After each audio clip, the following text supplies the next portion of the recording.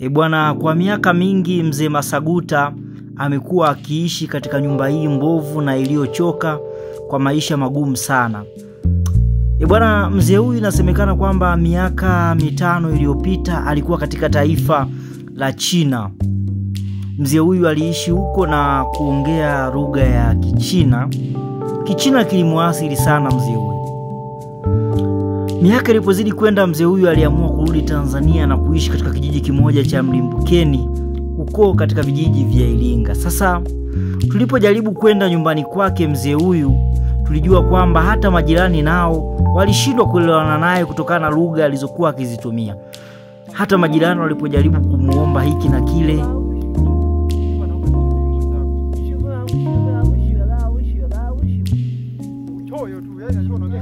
majirani walishindwa kuelewana naye. Basi tulifika mpaka nyumbani kwake tuweze kumjua mzee Maswagwile na maongezi yetu yalikuwa Naam, bwana, leo hii nimetembea mpaka kwa mzee ambaye historia inaonesha ana miaka mingi anashindwa kuishi na majirani, anashindwa kupata chumvi sababu ya maisha anayopitia. Nimekuja naye hapa tuongee naye, na wapenzi watazamaji mtaona namna maisha yake yalivyo magumu, ni kwa namna gani anapitia changamoto na maisha yake hapo. Bwana, habari yako? Jamaa ambaye ni Mchina, hawezi kuongea Kiswahili na anaishi maisha magumu sana, na maisha yake kama mnavyoona anavyoishi, mazingira yake ni magumu, kama unavyoona amekosa hata kufuli. Wapenzi watazamaji, kama tunaweza tukaweza kumsaidia. Bwana, habari yako? Ni miaka mingapi umeweza kuishi katika maeneo haya? 28. Na ni kipindi cha muda gani, na ilikuchukua muda gani uishi hapa, uondoke China, ukose mke, uishi maisha magumu kama haya?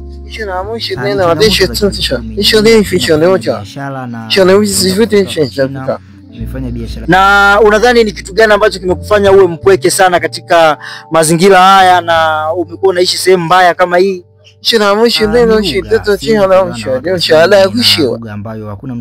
Unapata wapi pesa za matumizi, hela za kujikizi na maisha yako? Unadhani unataka kuambia nini Watanzania wakusaidie uweze kutoka maeneo haya, kwa sababu umekuwa ukiishi maisha magumu, na mke labda tukakupatia zawadi ya kupata mchumba, unaweza kukubali? Nitashukuru sana. Bwana, mimi niseme asante, na sisi hatuna cha kukusaidia, japo tumekuja kuambia watazamaji wajue kwamba umeshindwa kuishi na watu kutokana na lugha yako. Ni kitu gani kicho kukimbiza, au alikusahau TANESCO? Bwana, asante sana.